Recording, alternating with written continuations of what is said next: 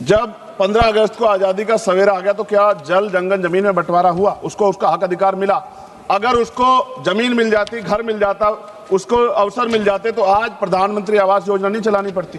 सभापति महोदय, जमीन का राष्ट्रीयकरण नहीं हुआ, इसलिए मैं बहुत जिम्मेदार, क्योंकि मैं तो वो व्यक्ति हूं जिसके खुद के ऊपर एनएसए नेशनल सिक्योरिटी एक्ट लगा जब मैं अपने लोगों के लिए लड़ने गया, और 2 अप्रैल 2018 को मेरे जैसे बहुत सारे लोगों पे लगा, क्योंकि हम अपने हक की लड़ाई लड़ रहे थे। सवाल यह है, नक्सलियों के नाम पे क्या आदिवासियों की हत्या स्वीकार्य हो सकती है? हम लोग इसका विरोध करते हैं। हमारा स्टैंड है, हम नक्सलवाद के समर्थक नहीं है, लेकिन आदिवासियों को नक्सली कहकर उनकी हत्या नहीं होनी चाहिए। सभापति महोदय, देश की 1/4 आबादी SC ST 25% से ज्यादा बड़े समाज के साथ जब जुल्म जाति अन्य अत्याचार होता है, उनकी हत्याएं होती है, उनकी बहनों का रेप होता है, उनको मारा जाता है, जलाया जाता है, उनके घरों को फूका जाता है, तब इस सदन में चर्चा क्यों नहीं होती? ये सदन क्यों नहीं सुनना चाहता? SC ST OBC के अन्याय के बाद क्यों नहीं सुनना चाहता? कितनी चर्चाएं होती हैं, आज हालात कितने सारे अलग अलग हैं, लेकिन चर्चा इतने बड़े 25% समाज पे क्यों नहीं होती? 52% OBC पे क्यों नहीं होती? सभापति महोदय, मैं तो मानता हूं, कुछ लोग फॉर्मेलिटी के लिए कहते हैं, अगर मैं आना होता मैं तो चर्चा के लिए चिल्लाता हूं कितनी बार, वरना तो SC ST के लिए कोई चिल्लाता भी नहीं है। ये तो रिप्रेजेंटेशन है संविधान में। ये ना होता हमारे घरों में, हमारी गलियों में कोई वोट मांगने नहीं जाता। हम जानते हैं कि जाति व्यवस्था कितनी बदली है। और एक हमारे सज्जन कह रहे थे कि जाति व्यवस्था की वजह से एक दलित ने छोड़ दिया नक्सलवाद को, लेकिन सवाल यह है, बाबा साहब अम्बेडकर ने भी ये धर्म छोड़ा था क्योंकि यहाँ जाति व्यवस्था खाई है, ऊंच नीच का भाव है। सभापति महोदय, हमारे सम्मानित एक भाजपा के सांसद जवाब दे रहे थे बड़ी चिंता के साथ। सभापति, बहुत इंपॉर्टेंट है, आप सुनिए, बहुत इंपॉर्टेंट है ये।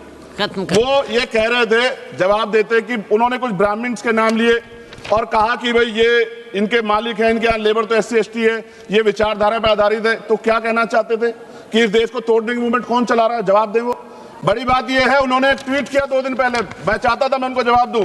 उन्होंने आरक्षण को कोसने का काम किया। यह भाजपा की सोच है, जवाब देना चाहिए भारतीय जनता पार्टी को। सभापति महोदय, मैं 1000 से ज्यादा जवानों की जान गई है 2010 से लेकर 23 तक।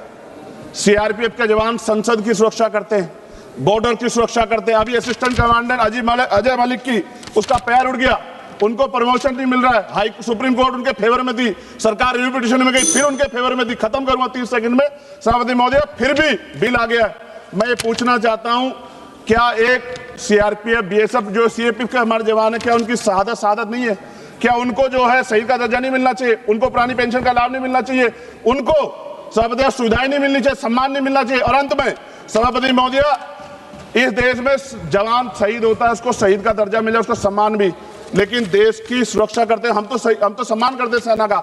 सीवर में सफाई कर्मचारी मरता है, इतने आगे बढ़े हम लोग, उसके बच्चों को भी अपना पेट पालने के लिए कई तरह की मुसीबत गुजरना पड़ता है, कोई नहीं सोचता। सच ये है, इस देश में दलित आदिवासी आज भी गुलामी की जिंदगी जी रहे। सरकार उनके लिए कुछ सोचना नहीं चाहती। सरकार नहीं सोचेगी तो फिर से किसी वाद का जन्म हो जाएगा। इसका, इस अन्याय का, ये जो कठोर अन्याय है, जो सदियों की हिंसा पे आधारित, सदियों के भेदभाव पे आधारित है, इसका जवाब सदन को देना पड़ेगा। सभापति महोदय, नेपाल में नई सरकार बनी, उन्होंने कहा हम दलितों से सार्वजनिक रूप से माफी मांगेंगे कि जो हमने उनके साथ अन्याय किया। ये सदन कब उनसे माफी मांगा जिनके साथ हजारों साल अन्याय हुआ और आज भी उनको रोटी कपड़ा मकान के लिए अन्याय लड़ना पड़ता है। धन्यवाद सभापति महोदय। जय भीम, जय भारत। मनमोहन सिंह जी का मानना था कि Naxalism is the deadliest evil in this country. Naxalism से खराब इस देश में कुछ नहीं हो सकता है, घातक और कुछ नहीं हो सकता है। वहीं कांग्रेस का एक बहुत बड़ा दूसरा धड़ा था, विच रोमांटिसाइज्ड नक्सलिज्म, जिनका रोमांस था नक्सलिज्म के साथ, विच लव नक्सलिज्म।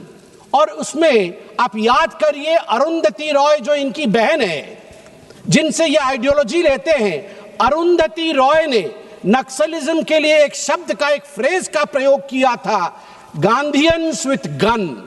उन्होंने कहा था ये जो नक्सल्स हैं ये गांधी जी के समान है, बस फर्क इतना है कि इनके हाथ में बंदूक है। आप चिंता करके देखिए किस प्रकार की चिंताधारा कांग्रेस पार्टी और उनकी सहयोगियों की। अभी थोड़ी देर पहले मैं सुन रहा था और वास्तविकता है, ये विडंबना है कि इसी देश में, भारत देश में कुछ ऐसे क्षेत्र थे जिन्हें लिबरेटेड जोन कहा जाता था, जहां पर लोग भारत के संविधान को अपने जेब में रख के चलते थे, जेब में। आज भी कुछ लोग जेब में रख के चलते हैं। वहां भारत का संविधान नहीं चलता था, वहां भारत की पुलिस और सुरक्षा की कर्मियों के विषय नहीं चलते थे, वो लिबरेटेड जोन थे, जैसे कि दंडकारण्य, जैसे कि पार्श्वनाथ, जैसे कि बूढ़ा पर्वत। आप पूछिए छत्तीसगढ़ के लोगों से, वो आपको बताएंगे ये लिबरेटेड जोन कौन से थे। और केवल लिप सर्विस होता था, उस समय की सरकार द्वारा लिप सर्विस होता था, और ऑपरेशन ग्रीन हंट के नाम पे जो ऑपरेशन शुरू किया गया था, याद करिए भारतवर्ष में किस प्रकार का फेल्योर हुआ था। उसमें 76 सीआरपीएफ जवान, 76 सीआरपीएफ जवान एक ही दिन में शहीद हुए थे छत्तीसगढ़ में, अप्रैल 2010 में, एक ही दिन में। That was the highest ever single day casualty of Indian security, second only to Operation Blue Star। आप चिंता करके देखिए, इस प्रकार की परिस्थिति थी। अनजाने में अगर गलती हो तो क्षम्य है, अगर जानबूझकर परिस्थितियों को जानबूझकर आपने अनदेखा किया और गलती की तो वो पाप है। कांग्रेस ने पाप किया है, आज मैं वो सिद्ध करने वाला हूं क्यों किया है। यह जो डॉक्यूमेंट मैं लेके आया हूं सभापति महोदय, ये कोई साधारण डॉक्यूमेंट नहीं है। This is a counter affidavit submitted by the Congress party then, that is the UPA government then, in November 2013 to the Supreme Court of India in the case named Kishore Samrit versus Union of India and others। इसमें सुशील कुमार शिंदे जी जो तत्कालीन गृह मंत्री थे, उनके तरफ से यह एफिडेविट दिया गया है। मैं पढ़ता हूं कि कांग्रेस को मालूम सब कुछ था मगर किया कुछ नहीं। Para number 4, the second strategy of the CPIM is to mobilize certain targeted sections of the population, especially the urban population, through its mass organizations which are otherwise known as frontal organization। The mass organizations mostly operating under the garb of human rights NGOs are organically linked to CPIM party structure but maintain separate identities in an attempt to avoid legal liability। कुल मिलाकर इन्होंने कहा कि urban नक्सल हैं, मगर आज मैं अगर अर्बन नक्सल कह दूं तो आग लग जाती है। और मैं यहां सिद्ध करके दिखाऊंगा कि ये जानते थे अर्बन नक्सलिज्म क्या है, मगर फिर भी इन्होंने नक्सलिज्म का मेन स्ट्रीमिंग कैसे किया है। नक्सलिज्म के मेन स्ट्रीमिंग में आप याद करिए कि किस प्रकार सोनिया जी जो कांग्रेस की सर्वोच्च नेता हैं, अभी अस्वस्थ हैं, मैं चाहता हूं कि वो यथाशीघ्र स्वस्थ हो, मगर सोनिया जी की अध्यक्षता में जिस समय वो NAC चलाती थी, NAC और प्लानिंग कमीशन में कौन बैठे थे? नक्सल्स बैठे थे, अर्बन नक्सल्स बैठे थे। मैं उदाहरण दे रहा हूं, मैं उड़ीसा का हूं, सप्तर्षि भाई जो बोल रहे थे वो भी उड़ीसा के हैं। दोनों भाई हम जानते हैं। 2011 में उड़ीसा के मलकानगिरी के कलेक्टर R विनील कृष्णन एवं 2 जूनियर इंजीनियर, इनको अगवा कर लिया गया था।